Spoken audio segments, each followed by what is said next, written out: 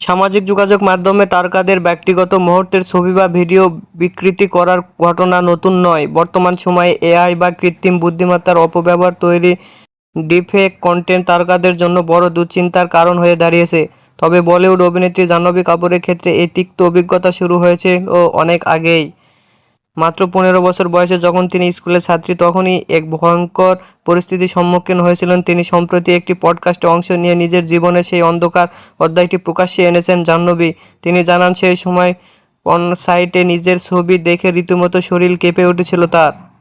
স্মৃতিচারণ করে জাহ্নবী বলেন, ওটা আমার ডিফেক্ট ছিল কিনা এখনও জানি না, তবে এটুকু বুঝেছিলাম খুব খারাপ কিছু একটা হতে চলেছে। নিজের ছবি দেখেছিলাম পর্ন সাইটে। একজন স্কুলের ছাত্রী হিসাবে এটা মেনে নেওয়া কঠিন। সেই দৃশ্য দেখে শরীর কেঁপে উঠেছিল।